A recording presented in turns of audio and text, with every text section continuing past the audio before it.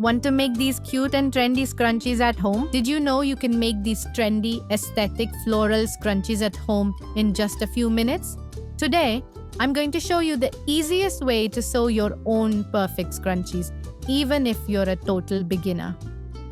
With just some leftover fabric and a bit of elastic, we're going to create something that looks professional and feels amazing.